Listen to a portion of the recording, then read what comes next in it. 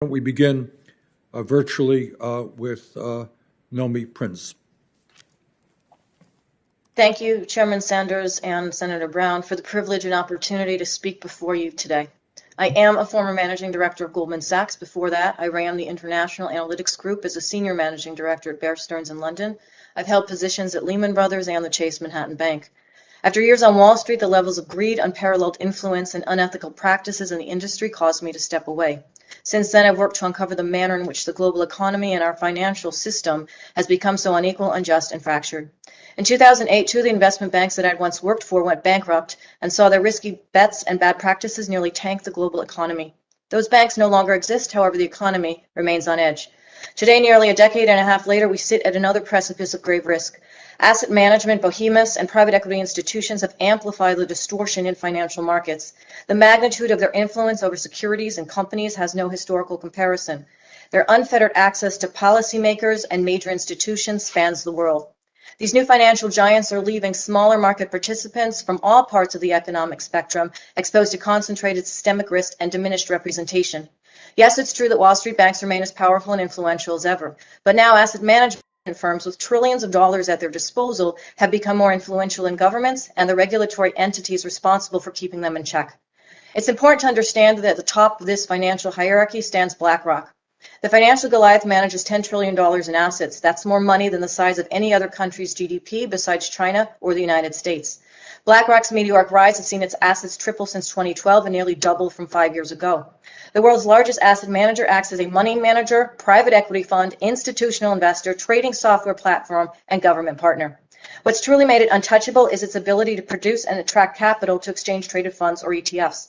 ETFs are attractive because they offer intraday liquidity for both buyers and sellers in the financial markets. But what the shock of the early days of the pandemic in 2020 showed us was that frenetic ETF activity can intensify panic in the markets.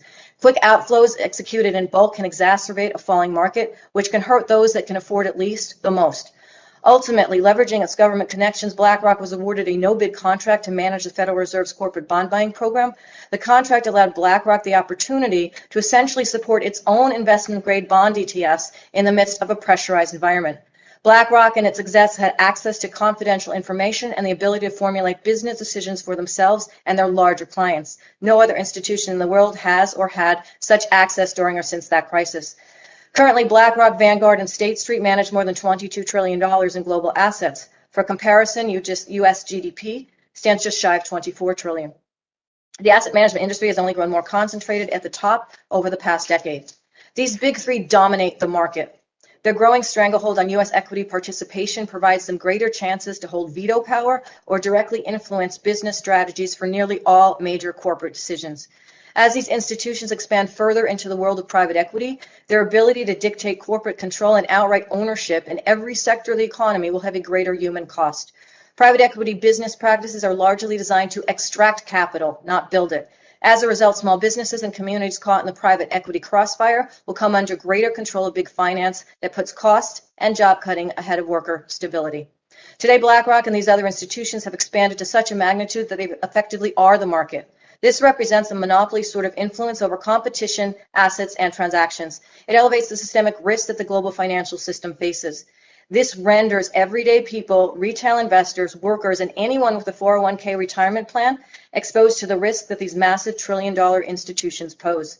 These individual shareholders of ETFs or other funds seeking to invest their hard-earned money in the markets and build for retirement have had their ability to obtain a seat at the table reduced. By creating a shareholder pass-through structure similar to the kind that Wall Street has used for decades, we can strive to even the playing field and reduce the immense power of mega money managers. This would enable participants invested in ETFs or other funds to hold shareholder rights with respect to the corporations in which these vehicles are invested. Currently, these rights are retained by the asset management companies themselves. We should enact policies focused on reducing the sheer size and concentration of asset management institutions and private equity firms to establish a more efficient, transparent, and equitable marketplace. The risk of corporate wrongdoing, fiscal mishaps, unfair tax advantages, and conflicts of interest is too great to ignore. So is the possibility of extreme price movements due to the leverage and trading patterns of these mammoth asset management institutions. Our financial stability and security depends on addressing this. Thank you.